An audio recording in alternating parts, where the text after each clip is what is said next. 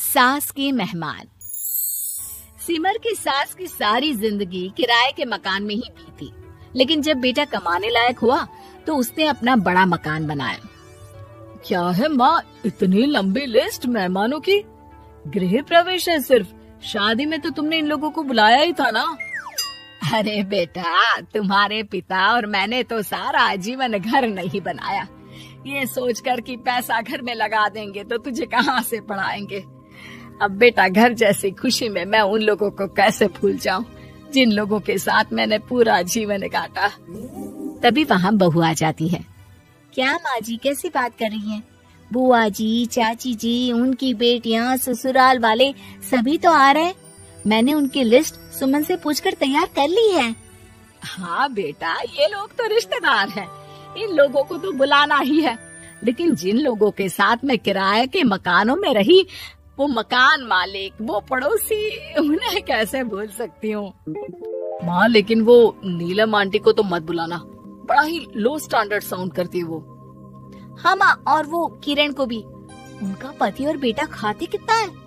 और नहीं तो क्या, शादी में भी 2000 रुपए वाली प्लेट में दनादन खा रहे थे। माँ कुछ नहीं बोलती, कमरे में चली जाती है। तुम्हारी माँ के तो चोचले ही अलग है, न जाने लोगों को क्या बताना चाहती हैं। अरे आस पड़ोस को तो ऐसे पूछ रही है जैसे कि रिश्तेदार। हाँ, जानता हूँ माँ को, वो किसी से जुड़ती है तो दिल से जुड़ती है।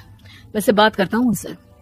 सभी अपने अपने काम में लग जाते हैं। सास को नींद आ जाती है और वो सो जाती है। लग रहा है कि गुस्सा होकर सो गई। कपड़े भी अपने बाहर फेंक कर गई हैं। बहू है ना, नौकरानी जैसी, कर लेगी काम। बड़बड़ करती बहू सास के कमरे में जाती है और कपड़ों को उनकी अलमारी में रखती है कि तभी उसके हाथ में एक एल्बम और कुछ खत लगते हैं। अरे ये क्या है? बहू एल्बम देखती है जहाँ नीलम आंटी और सास के साथ छोटा सा उसका सुमन खड़ा होता है। इनके बचपन की फोटो। वो सारी फोटो देखकर जब खत को खोलती है तो वो किरण का होता है। बहू खत पढ़ने लगती है। खत में लिखा होता है, तू पैसे की चिंता ना कर, सुमन की पढ़ाई में कोई कमी ना हो, हम पड़ोसी नहीं बहने हैं। तभी सास जग जाती है। अरे बहू, क्या हुआ? कुछ चाहिए था क्या? बहू बात घुमा देती है। माँ जी, वो इनकी फोटो देख रही थी नीलम आंटी के साथ। कितनी सुंदर लग रही है ना आंटी। हाँ, दिखा तो जरा फोटो।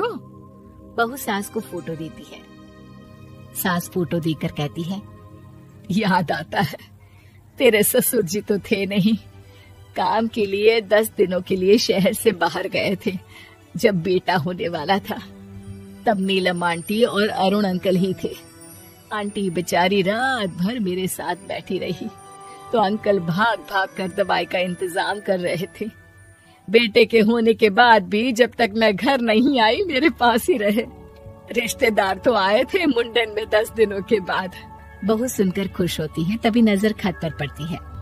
माँ, ये किरण आंटी को आपने पैसे वापस कर दिए? हाँ, वो भी समझ कैसे कैसे किए मैं ही जानती हूँ। सुमन की पढ़ाई के लिए पैसों की जरूरत थी। रिश्तेदारों ने तो साफ बोल दिया था कि किसी होटल में काम पर लगा दो।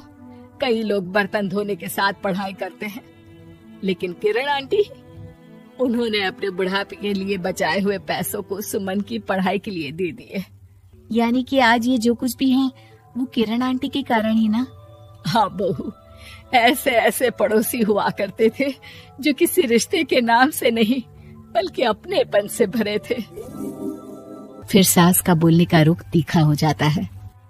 और फिर भी देख, सुमन इन लोगों को भी नहीं बुलाने दे रहा है। माँ, मैं बात करती हूँ, ये लोग सिर्फ आएंगे ही नहीं, हम लोगों के साथ रुकेंगे भी घर में, रिश्तेदारों की तरह। सास बहू बेटे से पूछकर एक एक घर जाकर पड़ोसियों को एक दिन रहने का न्योता दे आते हैं। और फिर वो दिन भी आ जाता है जब घर में गृह प्रवेश होता है। अरे हम लोगों का कमरा कहाँ है? बड़ा कमरा देना हम लोगों को, खुला खुला। सुमन परेशान हो जाता है कि वो क्या करे, कहाँ किसका सामान रखे, कि वहीं किरण पड़ोसन आ जाती है। अरे सुमन, परेशान ना हो बेटा, हमारे कमरे में रख दो उन लोगों का सामान, हम तो तेरी माँ के साथ ड्राइंग रूम में एडजस्ट हो जाएंगे। और हमारा कमरा कहाँ है? सुमन, जरा सामान कमरे में तो रखवा दो। अरे ये क्या, मेरे कमरे में तो सफाई ही नहीं है। अरे बता देती सुमन, हम कहीं और रह लेते। तभी वहाँ नीलम झाड़ू लेकर आ जाती है। अरे बबली दीदी कैसी बात कर रही है, चलिए मैं साफ किए देती हूँ कमरा। वहीं मामी जी भी आ जाती हैं। अरे सुमन दीदी, सबसे छोटा कमरा हम लोगों को ही देना था क्या? मायके की कोई परवाह नहीं है। वो मामी जी, किरण आंटी और नीलम आंटी की फैमिली एक ही कमरे में है ना, तो इसलिए आप और मामा दो ही तो लोग हैं। तो मामी तो बहू के मुंह से ये बात सुनकर गुस्से से लाल पीली हो जाती है। अरे वाह जी वाह, बहू की जुबान तो देखो कितना बोल रही है। इतना बोलने वाली बहुएं भी होती है क्या? अरे रहने दो, जब मेरी बहन ने ही मेरे बारे में नहीं सोचा तो किसी और से क्या उम्मीद करें। दोनों सामान पैक करके घर से निकल ही रहे होते हैं कि नीलम आ जाती है। अरे राकेश भैया, मैं भी सुमन की तरह ही तो हूँ। आप तो हम लोगों को इतने साल से जानते हैं। हाँ, तुम लोग तो मेरी बहन से चिपकी रही गोंद की तरह। खैर कोई बात नहीं, रहो बड़े कमरे में। तभी अरुण वहाँ आ जाता है, जो नीलम का पति है। अरे भाई साहब, थोड़ा तो वक्त दीजिए, हम सारे छोटे कमरे में शिफ्ट हो रहे हैं। सारे पड़ोसी छोटे कमरे में चले जाते हैं और मामा मामी बड़े कमरे में। बहू चाची के कमरे से बाहर निकल रही होती है कि देखो कैसे बड़ा मकान बनाकर इतरा रही है। अरे जब हम लोगों ने कहा था कि घर बनवा लो, तब तो लड़के को पढ़ाने की पड़ी थी। इतना पैसा रखी थी, महंगे कॉलेज में पढ़ाया, तब बात मानी होती तो सस्ते में मकान बन जाता। बहू आगे जाती है, जहाँ दोनों पड़ोसन भी आपस में बात कर रही थी।